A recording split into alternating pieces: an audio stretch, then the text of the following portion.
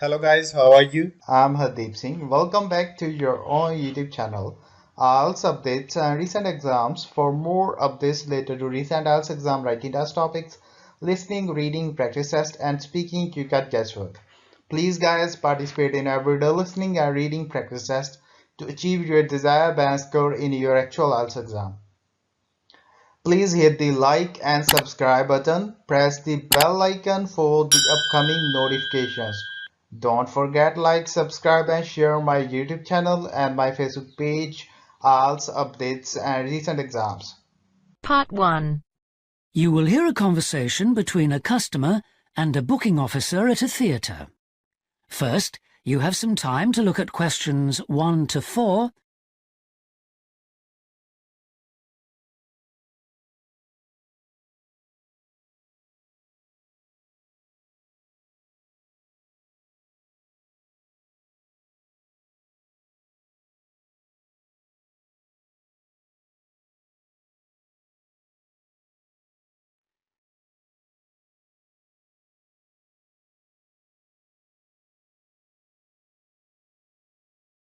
Listen carefully and answer questions 1 to 4.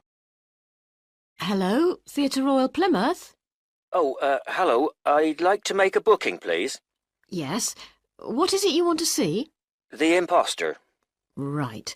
And which day did you want to come? Friday the 25th. Just a moment and I'll check availability on the computer. Oh, sorry, we're fully booked for that performance.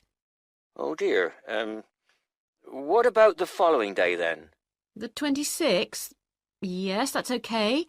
We've got 2 performances on that day, one at 3:30 and one at 7. Which would you prefer? Oh, the later one, please. How many people? Well, there are 4 of us. Are there any concessions? Any children? Oh, I'm not sure. My daughters are 15 and 12. Do they get concessions? Only the 12-year-old, I'm afraid. So that's 1 child and 3 adults. Any idea where you'd like to sit? Stalls or circle? Tickets for the stalls are a bit more expensive. £12 for adults and £8.50 for children. The circle costs £10.50 and £6.50. Do you get a good view from the circle? Oh, yes. And in fact, we've got some seats left at the front, if you'd like those. Right.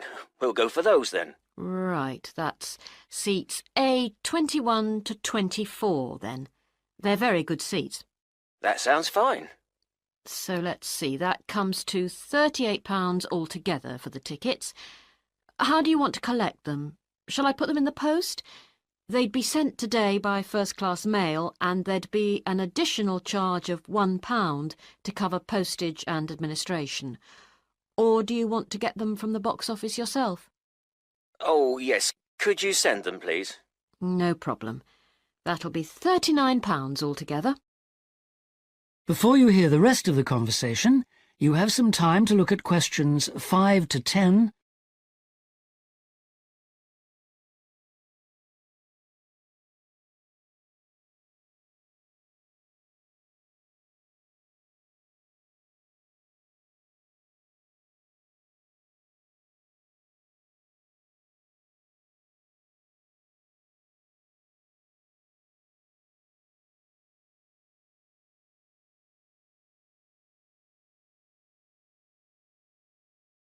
Now listen and answer questions 5 to 10.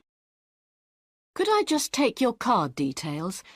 What kind of card is it? Visa? Switch? MasterCard. OK. And the number? It's 3290 5876 4401 2899. 2899. OK. And the name on the card, please? It's Mr. J. Whitton. WHITTON. N for never or M for mother? N for never. Thank you. And now I've nearly finished, but I just need your address and postcode. Yes, it's 42 South Street, OK. Is that Plymouth? London. And the postcode? It's SW2 5GE. That's fine then. The ticket should be with you tomorrow. Is there anything else I can do for you? Yes, I was wondering if I could get regular information about what's on. Certainly. I can just add your name to our mailing list. Would that be okay? That would be very good. Yes, please. Oh, and there is something else, sorry. One of our group is hard of hearing, and I've heard that you can supply special headphones. That's right. As long as you tell us in advance, we can always do that. I'll book those for you now, and you can just collect them from the box office before the show. Thanks very much for your help. No problem. Thank you for calling. Thank you. Bye. That is the end of part 1. You now have half a minute to check your answers.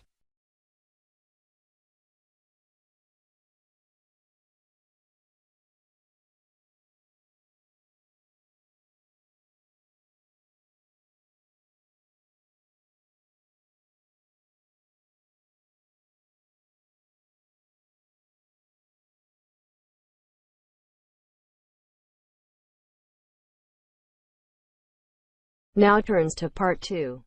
You'll hear the organizer of a rock festival talking to the exhibitors and performers at a planning meeting. First, you have some time to look at questions 11 to 17.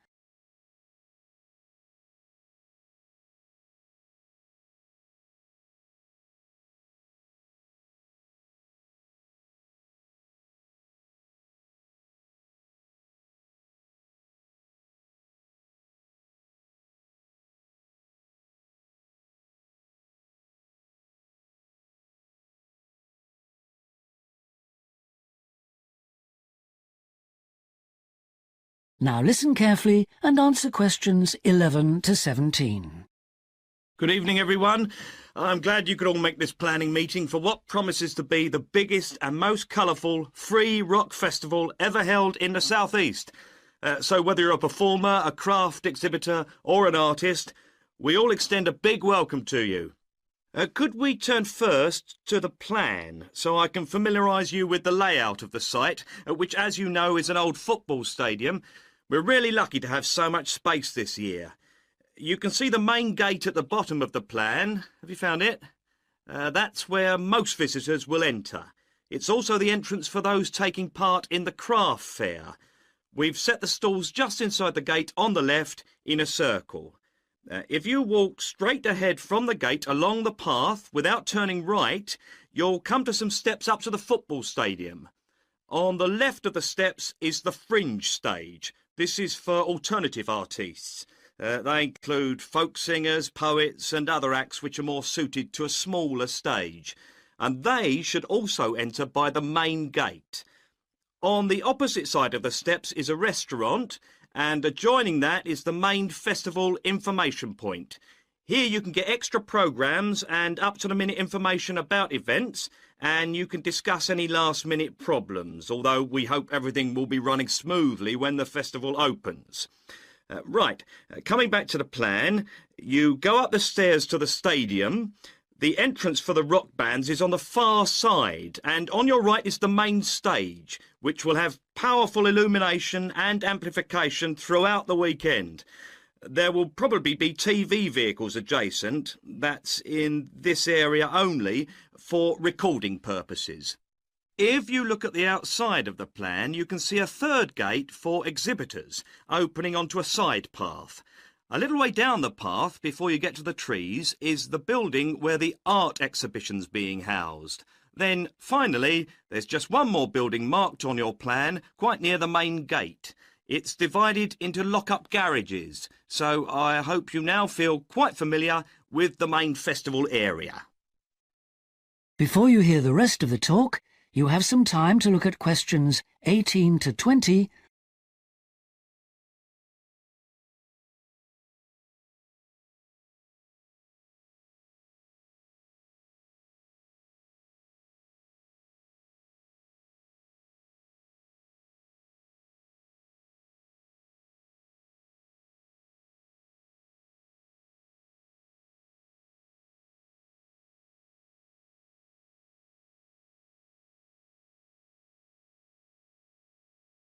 Now listen and answer questions 18 to 20.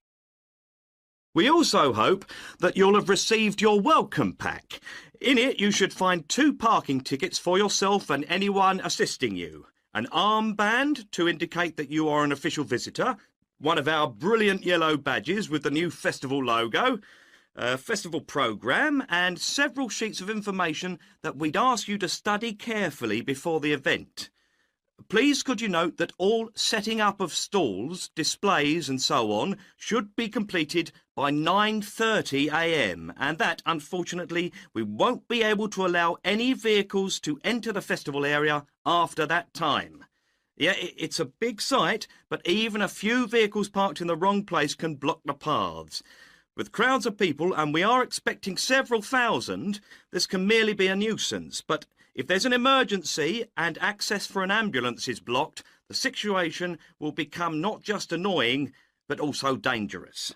And don't forget, it could be your mother or your child who needs help. Several exhibitors and craftspeople have asked us if any provision can be made for overnight storage of tables, chairs and display items rather than having to take them home and bring them again.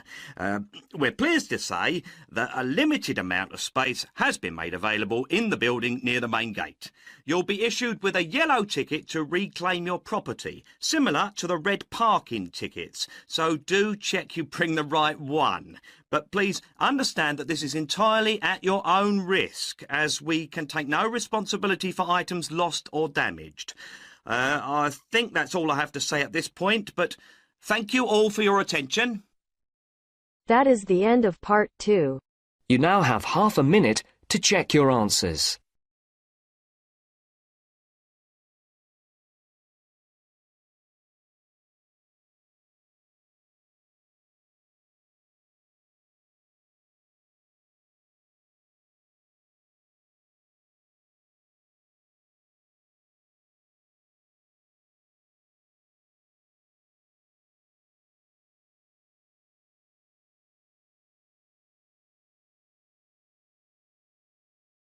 Now turns to part 3. You will hear 2 university students discussing how they should prepare for a presentation they are to give. First, you have some time to look at questions 21 to 25.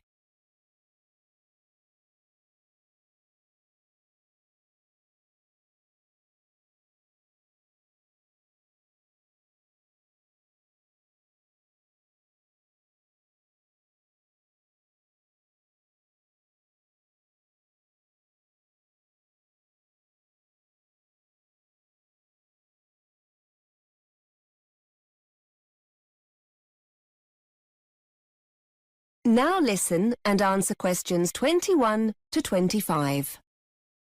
Hi Kelly, how are you? Fine, thanks. Do you still have time to talk about our presentation? Yeah, for sure.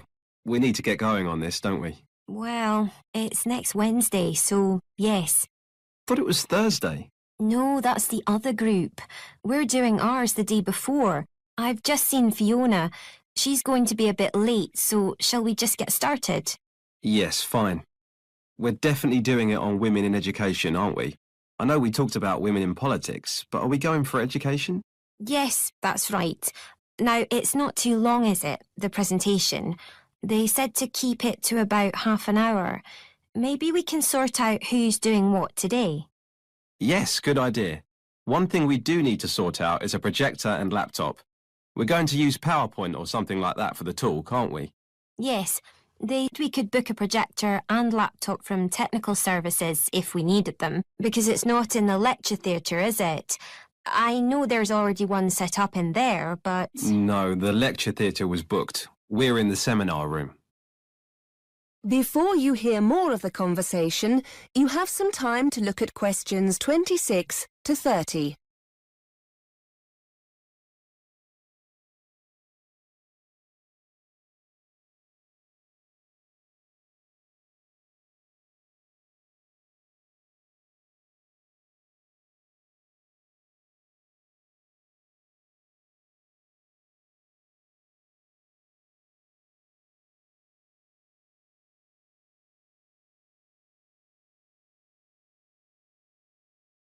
Now listen and answer questions 26 to 30. OK, so what's the next step? We need to work out who's doing what, don't we? Well, we all know the subject, seeing as our last essay was on this topic. Yes, but we can't just stand up and ramble on. It'll need to be structured. I've got an idea. Fiona's essay was brilliant, wasn't it? Why don't we base the talk on that? We can always add bits here and there if we think it needs padding out anywhere. That's a good idea. Shall we ask her to get a copy of it for both of us? Yes, I'm sure she won't mind. We can always let everyone know at the start of the presentation that it's Fiona's work. But we don't want to just read it out. That'll be really boring. It's probably best to make notes from it so that we can improvise a bit on the day. Why don't we break the essay down into sections and the three of us can each take on one section? We can all make notes on our own part and add to it where we think it needs it. That way we can try to make it our own. Yes, I like it. So let's ask Fiona to start the talk off and bring it to a close. She can take on the introduction and conclusion. I know she divided the essay into the situation for women in the past and then compared it to how things are now. So why don't I take the bit on the past and you talk about the situation for women as it is now? OK. If we give ourselves till the weekend to work on it, we can get together on Saturday to see how it's looking. Now, what about the presentation itself? Someone will need to build that and find images. We don't just want to fill each slide with a load of text, do we? No, we don't. Before I forget, I can sort out the laptop and projector. I've got to go down to technical services to get them to have a look at my laptop. They reckon they can get it to run a bit faster. But the presentation, who's good with computers? Do you fancy having a go? I don't mind. But I'll wait until we've met up on Saturday just to make sure we've all got our notes. We'll need images, won't we? Shall we all search for our own to fit our section of the talk? Yes. And then if you and Fiona email them to me, I'll add them to the presentation. Right. That was easy, wasn't it? And look, here comes Fiona. Let's ask her about her essay. That is the end of part 3. You now have half a minute to check your answers.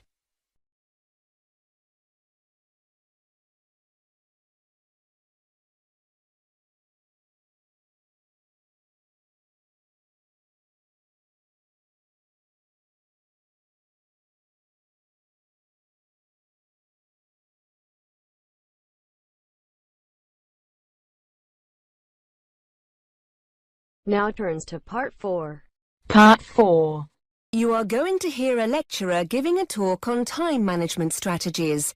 First, you have some time to look at questions 31 to 37.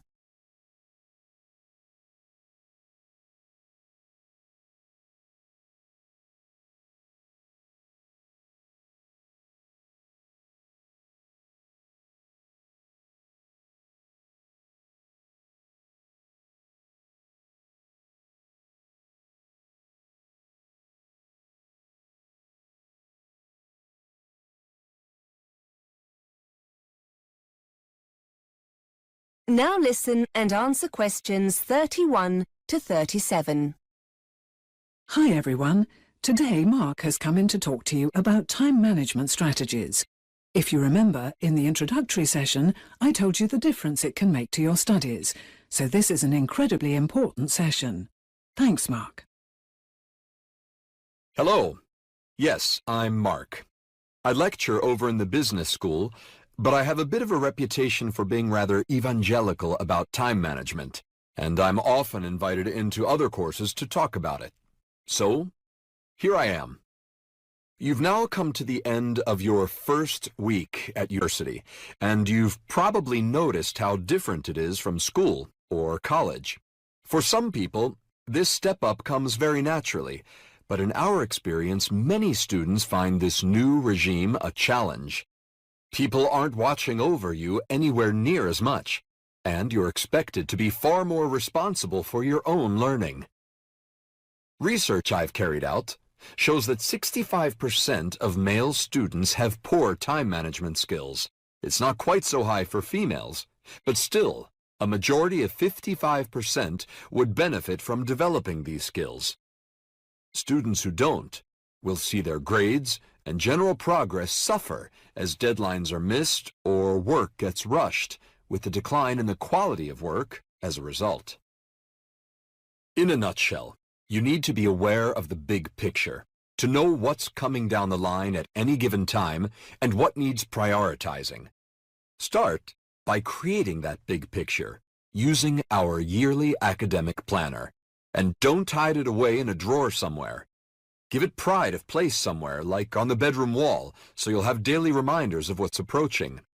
During this first week, you'll have been given seminar and lecture times, essay deadlines, exam dates, and so on. Add these dates to your planner and add any new deadlines, such as seminar presentations or tutorial dates, as you get them. Those important non-academic occasions shouldn't be ignored either. Trips back home for family celebrations need to be factored in. Looking at your planner, the first thing that will strike you is how much time you have on your hands. Just a few seminars here and there, a couple of lectures on Tuesday and Thursday. Easy, you think. But this is very misleading indeed.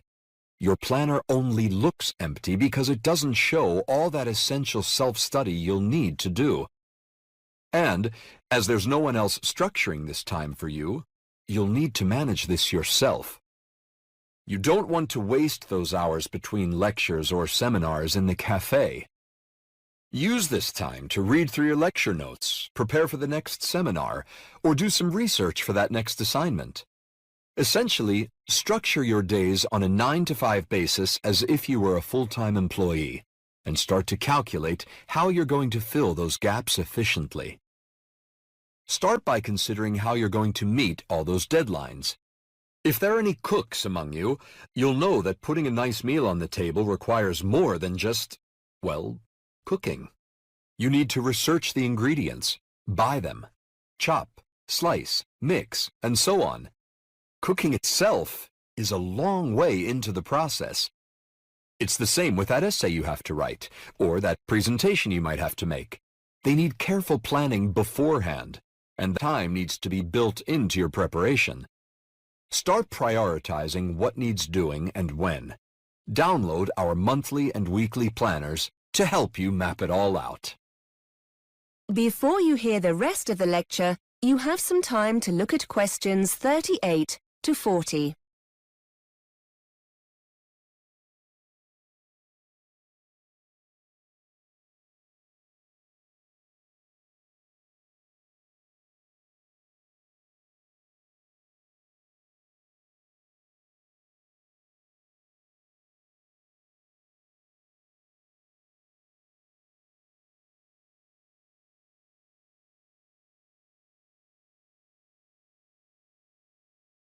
Now listen and answer questions 38 to 40.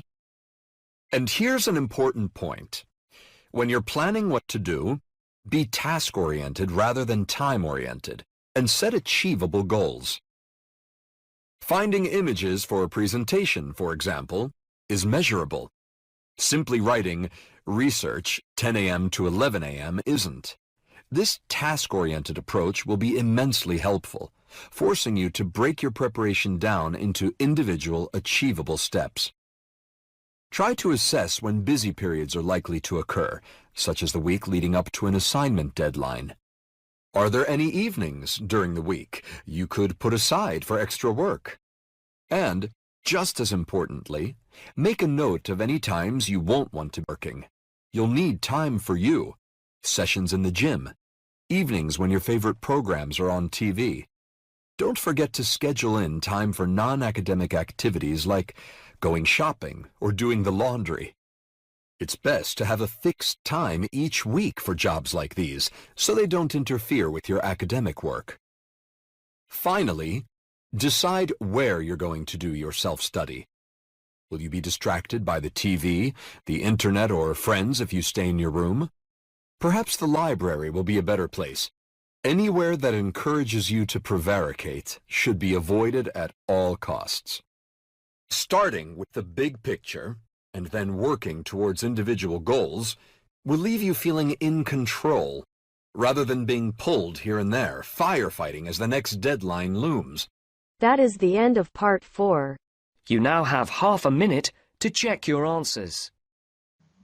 So guys, don't forget like, subscribe and share my YouTube channel and my Facebook page, IELTS updates and recent exams. For more updates related to recent IELTS exam writing test topics, listening, reading, practice test and speaking, you got guesswork. Please guys, participate in everyday new IELTS listening and reading practice tests to achieve your desired band score in your actual IELTS exam. For more IELTS material, visit my official website www.ieltsupdatesandrecentexams.com. The link is given below in the description. If you need PDF files of latest IELTS material, then please join my Telegram channel. So guys, please write your score below the comment section. Again, thanks for listening. God bless you all guys. Stay tuned, stay safe.